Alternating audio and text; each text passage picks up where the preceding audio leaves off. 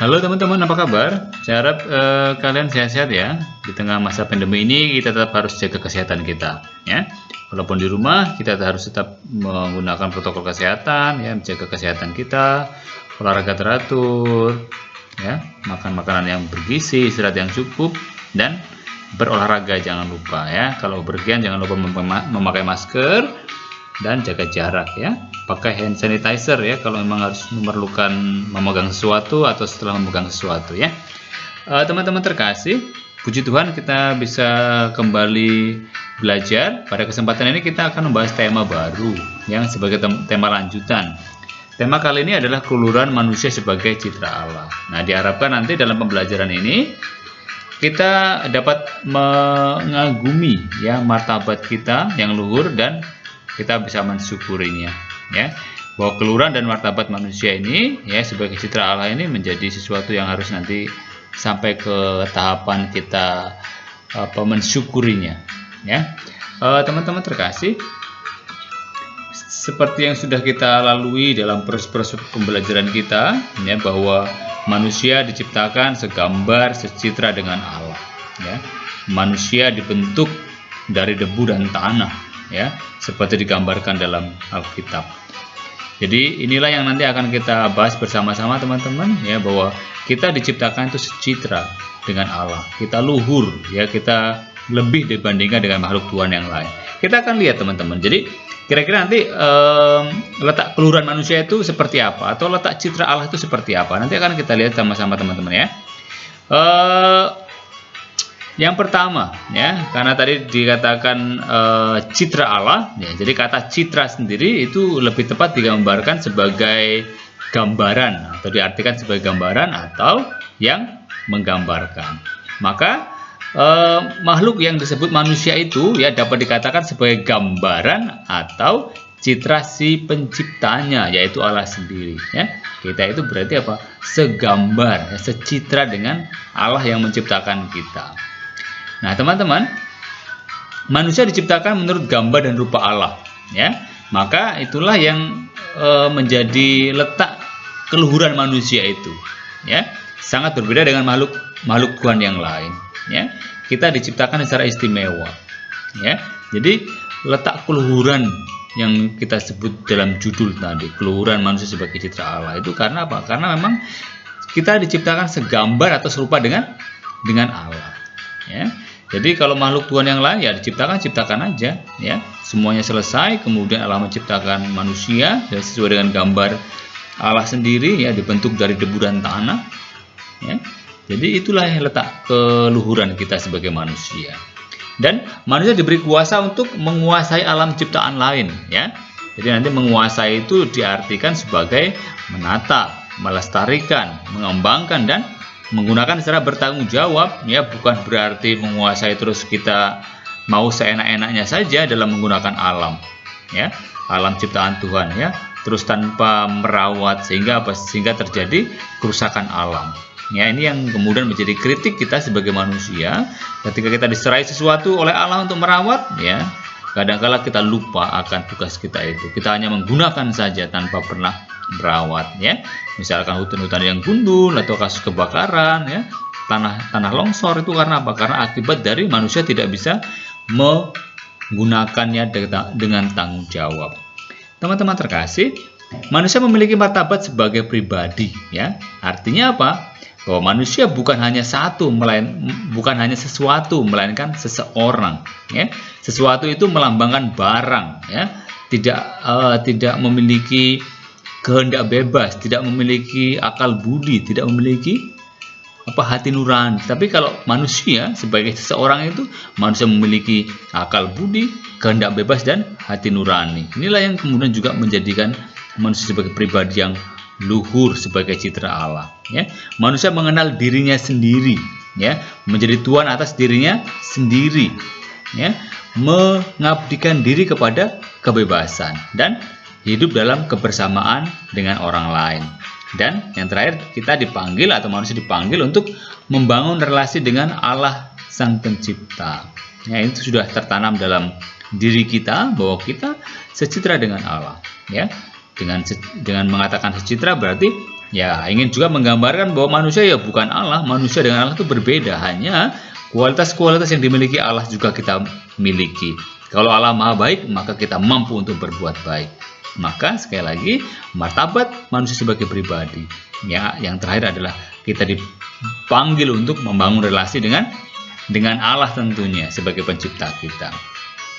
Ya, juga dengan hidup bersama dengan orang lain, kita dituntut untuk membangun sebuah persaudaraan sejati yang menghargai nilai-nilai kemanusiaan. Nanti juga ini akan kita singgung bahwa di dalam kehidupan bermasyarakat kita ya pernah terjadi pelanggaran-pelanggaran tentang hak asasi manusia. Ya, nanti akan kita lihat.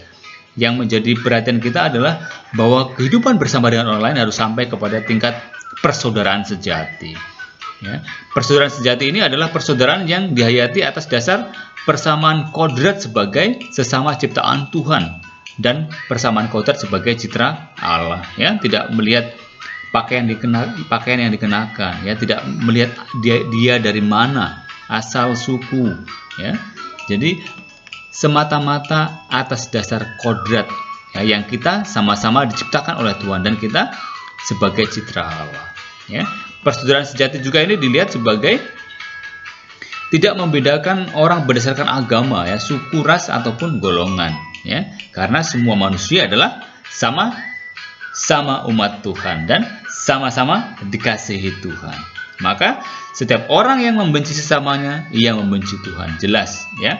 Karena apa? Karena dalam diri manusia, ya, Allah ada di dalamnya, ya, karena kualitas-kualitas Allah itu ada dalam diri manusia. Ya, sekali lagi, kalau Allah Maha Baik, maka manusia memiliki kualitas kebaikan itu. Kita bisa berbuat baik. Kalau Allah Maha Pengampun, kita manusia memiliki kualitas untuk mengampuni. Ya, jadi itulah yang membuat kita sebagai citra Allah. Kita mampu memancarkan, ya, kebaikan-kebaikan Allah atau kualitas Allah, ya, karena kita diciptakan secitra dengan Allah. Teman-teman terkasih, manusia adalah makhluk yang unik, jelas, ya. Unik nih berarti manusia itu berbeda satu dengan yang lain, ya. Tidak ada satu manusia pun di dunia ini yang sama, ya. Mirip iya, tapi kalau sama tidak, ya. Jadi inilah keunikan, ya. Membedakan manusia dengan ciptaan lain, jelas, ya. Ini yang seperti saya singgung tadi, ya. Manusia unik, ya, memiliki kehendak bebas, memiliki akal budi, memiliki hati nurani yang sekaligus membedakan kita dengan makhluk ciptaan Tuhan yang lain. Ada tumbuhan, ada hewan, ya. Itulah yang membedakan kita. Kita bukan sesuatu, tetapi seseorang, ya. Teman-teman, ya, manusia lebih mirip dengan penciptanya. Ini makanya dikatakan tadi secitra, ya. Kualitas-kualitas yang dimiliki Allah juga ada dalam diri manusia tentunya, ya. Jadi manusia lebih mirip dengan penciptanya. Kalau Allah Maha Baik, maka kita mampu memancarkan kebaikan Allah itu. Kalau Allah Maha Murah, kita mampu memancarkan kemurahan Allah. Kalau Allah Maha Pengampun, maka kita mampu memancarkan pengampunan yang Allah berikan. Teman-teman terkasih, sekali lagi memang dalam kehidupan bermasyarakat kita seringkali terjadi pelanggaran terhadap martabat kemanusiaan, ya. Misalkan penggusuran yang terjadi, ya, tanpa memperhitungkan soal kelayakan hidup seseorang, ya. Terus kemudian kasus-kasus pelanggaran hak asasi manusia misalnya, ya. Kekerasan-kekerasan yang diakibatkan oleh sikap fanatik, ya, diskriminasi ras, suku, agama, budaya dan kelompok sosial, ya. Kaum minoritas menjadi korban, ya, kadang-kadang, ya. Karena apa? Karena sekali lagi perilaku diskriminatif yang membedakan, ya. Kalau yang mayoritas boleh, yang minoritas tidak boleh. Nah, itu kemudian menjadi problema atau persoalan dalam hidup bersama, terutama dalam kehidupan berbangsa dan bernegara kita, ya. Yang jelas perilaku kekerasan itu akan menciderai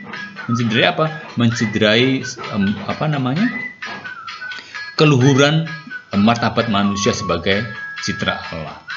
Teman-teman terkasih, ya, apalagi kalau ini misalkan dikenakan oleh kaum muda, ya. Kaum muda sudah mulai dikenalkan untuk memusuhi yang lain, ya. Kaum muda ini, ya, jiwanya masih berapi-api, ya. Jadi nanti kalau sampai orang muda seperti kita ya, seusia-usia kita terpengaruh, terprovokasi ya untuk melakukan kekerasan-kekerasan, karena apa? Karena merasa bahwa kita yang paling benar, kemudian menyalahkan yang lain, kemudian menindas yang lain dengan kekerasan-kekerasan, maka inilah yang akan memperburuk suasana. Maka kita sebagai generasi muda diminta untuk apa? Kita diminta untuk semakin memahami jati diri kita. Ya, siapa kita? Apa gunanya kita hidup? Ya, apa panggilan hidup kita? Ya, jelas ya, kualitas kita sebagai citra Allah adalah memancarkan kebaikan-kebaikan Allah. Maka sikap kekerasan apapun atas nama apapun ya, pasti itu akan melanggar, akan menodai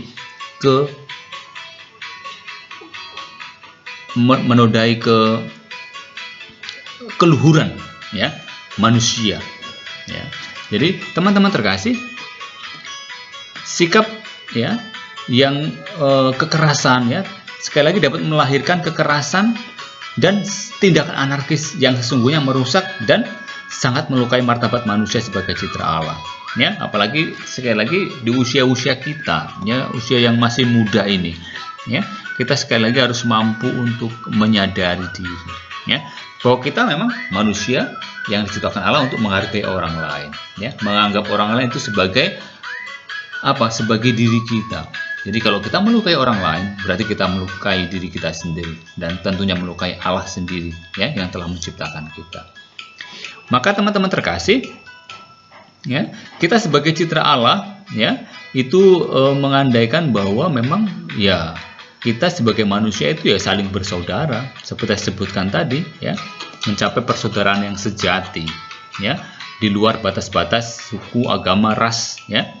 Jadi kemudian manusia sebetulnya harus sekali lagi harus saling menghormati dan mengasihi ya, apapun latar belakang agama, apapun latar belakang budaya ya, apapun latar belakang kehidupan ekonomi sosial kemasyarakatan ya, kita harus saling menghargai mereka, kita harus saling mengasihi ya. Yesus mengajak kita untuk bukan hanya mengasihi diri kita sendiri, tetapi juga mengasihi orang lain, bahkan musuh kita sekalipun ya. Ini yang menurut orang lain menjadi hal yang tidak mungkin, tapi bagi kita pengikut Kristus itu merupakan suatu perintah ya.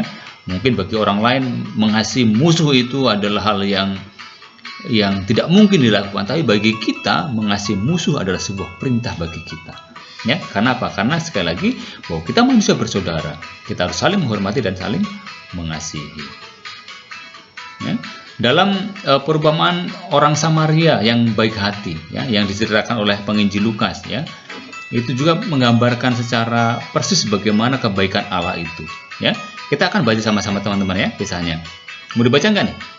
Nah, kita bacakan saja ya. Oke. Orang Samaria yang murah hati. Pada suatu kali berdirilah seorang ahli Taurat untuk mencoba Yesus, katanya, "Guru, apa yang harus kuperbuat untuk memperoleh hidup yang kekal?" Jawab Yesus kepadanya, Apa yang tertulis dalam hukum Taurat? Apa yang kau baca di sana?" Jawab orang itu, "Kasihilah Tuhan Allahmu dengan segenap hatimu dan segenap jiwamu dan dengan segenap kekuatanmu dan dengan segenap akal budimu, dan kasihilah sesama manusia seperti dirimu sendiri." Kata Yesus kepadanya, "Jawabmu benar, perbuatlah demikian, maka engkau akan hidup." Tetapi untuk membenarkan dirinya, orang itu berkata kepada Yesus, Dan siapakah sesamaku manusia?" Jawab Yesus, "Adalah seorang yang turun dari Yerusalem ke Yeriko. Ia jatuh ke tangan penyamun-penyamun yang bukan saja merampoknya habis-habisan, tetapi juga memukul, dan yang sesudah itu pergi meninggalkannya setengah mati. Kebetulan ada seorang imam turun melalui jalan itu. Ia melihat orang itu, tetapi ia melewatinya dari seberang jalan. Demikian juga seorang Lewi datang ke tempat itu. Ketika ia melihat orang itu, ia melewatinya dari seberang jalan. Lalu datanglah seorang Samaria yang sedang dalam perjalanan ke tempat itu. Dan ketika ia melihat orang itu, tergeraklah hatinya oleh belas kasihan. Ia pergi kepadanya, lalu membalut luka-lukanya. Sesudahnya, ia menyiraminya dengan minyak dan anggur. Kemudian ia menaikkan orang itu ke atas keledai tunggangannya sendiri, lalu membawanya ke tempat penginapan dan merawatnya. Keesokan harinya, ia menyerahkan 2 dinar kepada pemilik penginapan itu, katanya, "Rawatlah dia, dan jika kau belanjakan lebih dari ini, aku akan menggantinya waktu aku kembali." Siapakah di antara ketiga orang ini menurut pendapatmu adalah sesama manusia dari orang yang jatuh ke tangan penyamun itu? Jawab orang itu, "Orang yang telah menunjukkan belas kasih kepadanya." Kata Yesus kepadanya, "Pergilah dan perbuatlah demikian." Teman-teman terkasih, ya, jelas ya, ini merupakan gambaran bagaimana perbuatan kasih itu tidak melihat latar belakang suku, agama, dan budaya. Ya, sekalipun orang yang dianggap musuh sekalipun, ya, dalam tradisi Yahudi, ya, orang Samaria itu merupakan orang di luar atau orang yang dimusuhi dalam artian tertentu, ya, oleh orang Yahudi. Tetapi apa? Orang Samaria ini, ya, memperlakukan orang itu dengan penuh kasih, melebihi dari seorang saudara sekalipun. Ya. Jadi merawatnya, memberi perawatan yang cukup, ya, memberi penginapan, ya, membiayai hidupnya, ya.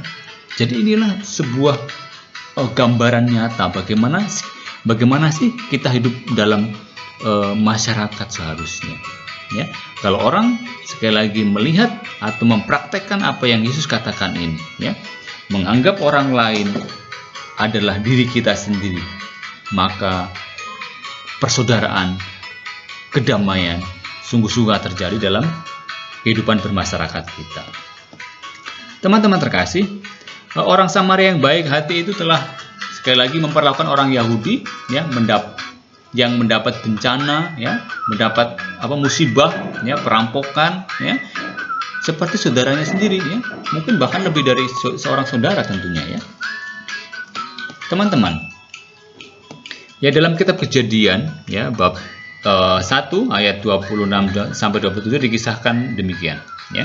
Berfirmanlah Allah, "Baiklah kita menjadikan manusia menurut gambar dan rupa kita, supaya mereka berkuasa atas ikan-ikan di laut, dan burung-burung di udara, dan atas ternak, dan atas seluruh bumi, dan atas segala binatang melata yang merayap di bumi."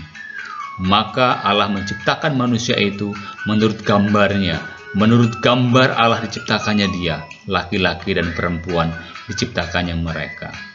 Ya, jelas dalam ayat ini, ya, mempertegas bahwa manusia sekali lagi merupakan gambar dan citra Allah. Ya, kita diberi tugas untuk apa? Untuk memancarkan, ya, gambaran Allah. Manusia diciptakan menurut gambar Allah dan rupa Allah. Ini adalah sekali lagi letak keluhuran manusia, ya, sangat berbeda dengan makhluk Tuhan yang lain, ya, yang diciptakan, ya, tanpa membentuknya, ya. Kalau manusia jelas, ya, dikatakan dibentuknya, ya, melalui tangan Tuhan sendiri, ya, sehingga kualitas Allah juga kita miliki, ya. Kita harus mampu memancarkan kebaikan Allah tentunya, ya.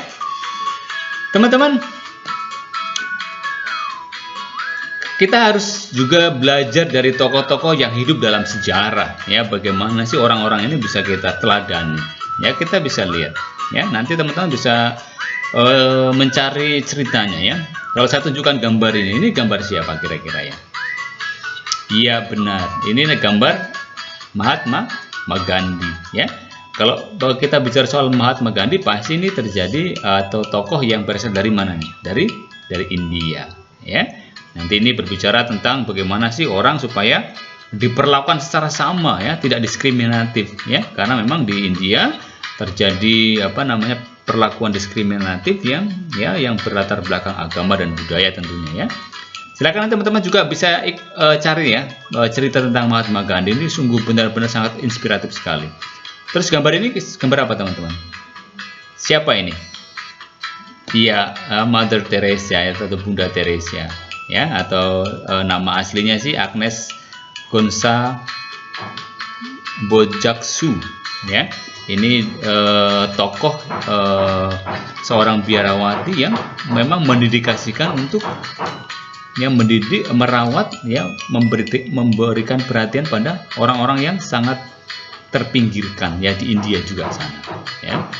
Jadi kemudian yang ini mungkin teman-teman agak asing ya dengan tokoh ini, ya, mungkin jarang muncul di media, ya. Ini adalah Romo Mangun, ya. Ini Romo Mangun adalah tokoh atau seorang pastor yang ikut dalam memperjuangkan mereka yang tergusur, ya, waktu pembangunan waduk Gedung Ombo di Jawa. Nah, ya. Jadi ini juga menjadi inspirasi kita, ya, bahwa martabat manusia, ya, ini harus memang kita perjuangkan. Tidak ada yang lebih besar dari yang lain, semuanya sama, ya. Yang patut kita beri perhatian adalah mereka yang paling tersingkir, tertindas, yang paling kecil. Nah, ini dapat menginspirasi kita, teman-teman, ya. Silahkan nanti cari, ya, kisah Romo YB Mangunwijaya ini, ya. Terus yang terakhir ini, ya, tokoh siapa namanya ini? Masih kenal? Ini sempat namanya muncul santer, ya, di di berita-berita, ya, karena memang tokoh ini meninggal, ya, dalam perjalanan ke Belanda. Ya, siapa namanya? Ya, Munir Said Talib, ya, atau kita kenal sebagai Munir, ya. Ini adalah tokoh pejuang hak asasi manusia yang memperjuangkan tokoh-tokoh yang aktivis yang diculik, ya, pada masa Orde Baru, ya. Jadi ini menjadi wujud nyata perjuangan itu, ya. Semua tokoh-tokoh ini sudah meninggal dunia, teman-teman, ya. Karena itu kita kenang sebagai tokoh yang betul-betul memperjuangkan, ya, nilai-nilai keluhuran manusia itu, bahwa manusia itu secara hakiki, secara kodrati itu memang luhur, ya, harus kita perjuangkan, ya. Tidak ada yang lebih tinggi satu dengan yang lain, teman-teman, ya. Jadi saya minta teman-teman ikut belajar dari mereka dengan cara silakan cari ceritanya, ya, keempat tokoh ini, ya. Ini adalah sekali lagi tokoh-tokoh pejuang kemanusiaan, ya. Jadi teman-teman bisa betul-betul nanti belajar dari tokoh ini, ya, untuk memaknai keluhuran martabat manusia itu, ya, bahwa manusia sungguh-sungguh patut dihargai, ya, apapun profesinya, apapun aktivitasnya, ya. Maka ini menjadi penting. Maka semoga nanti tokoh-tokoh ini bisa menginspirasi teman-teman, ya, untuk bagaimana sih saya sebagai seorang pelajar misalnya, ya, bisa untuk sampai kepada apa yang saya bisa perbuat untuk memperjuangkan atau memaknai panggilan kita sebagai citra Allah yang bermartabat luhur ini, ya. Jadi teman-teman, sebagai aksi nyata kita sebagai pengikut Kristus, ya, di akhir pembelajaran ini saya minta teman-teman untuk membuat aksi nyata dengan menunjukkan kepedulian terhadap sesama yang berkebutuhan khusus, ya, atau sesama yang kurang beruntung, ya. Mungkin di masa pandemi ini, kalian bisa, apa sih yang bisa saya lakukan, ya, hal-hal kecil saja, ya. Silakan buat aksi nyatanya, ya.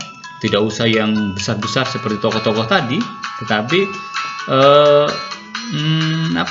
kegiatan kecil saja, misalnya katakanlah melalui bantuan kita, ya, misalkan terhadap orang tua kita misalnya, ya, orang tua kita jelas, ya, dalam keseharian akan sangat membutuhkan bantuan kita, ya. Atau misalkan teman kita yang sedang membutuhkan apa gitu, ya, kita juga bisa bantu mereka, ya. Tetapi tetap, ya, jangan terlalu beraktivitas di luar, ya, karena memang di masa pandemi ini kita masih harus tetap jaga kesehatan kita. Kira-kira teman-teman pikirkan saja, ya, apa yang bisa saya perbuat, ya. Terus kemudian saya minta untuk abadikan momen aksi nyata itu, ya, dalam sebuah foto, ya, supaya memang kalian betul-betul bisa mendokumentasikan ini, ya. Inilah aksi nyata saya yang bisa saya lakukan untuk apa? Untuk menunjukkan keluhuran martabat saya sebagai manusia, ya. Di sela-sela kesibukan kita, ya, di sela-sela aktivitas kita bisa silakan abadikan momen itu, ya. Saya kira cukup pembelajaran kita teman-teman hari ini ya. Jadi jelas ya tentang keluhuran martabat kita ya, bahwa kita secitra dengan Allah, ya, kita memiliki kualitas-kualitas Allah, kita memiliki tugas untuk memancarkan diri Allah ya dalam kehidupan sehari-hari ya. Semua manusia karena citra Allah, mereka semua memiliki martabat yang luhur yang harus kita dampingi, yang harus kita perjuangkan. Ya, jangan sampai satu dari antara kita menjadi korban dari penderitaan, dari penindasan orang lain. Oke teman-teman, silakan yang belum subscribe ya, supaya kita bisa terus berproses dalam pembelajaran ini ya. Saya harap kita semua selalu dilindungi Tuhan, selalu dibebaskan dari segala mara bahaya ya, terutama virus corona yang sedang sedang mewabah ini ya. Semoga Tuhan selalu melindungi seluruh keluarga kita, ya, orang-orang tercinta kita, menjauhkan mereka dari segala mara bahaya. Oke teman-teman, tetap semangat ya. Kita sampai ketemu di pembelajaran kita berikutnya. Kalau ada pertanyaan atau sesuatu yang tidak jelas, boleh ditanyakan ya. Silakan tulis di halaman komentar, boleh ya. Untuk saran juga boleh, misalkan Pak, ini suaranya terlalu terlalu kecil, atau nggak usah ada suaranya, atau seperti apa ya, silakan nanti ditulis di halaman komentar ya. Oke, terima kasih sekali lagi, Tuhan memberkati and God bless you.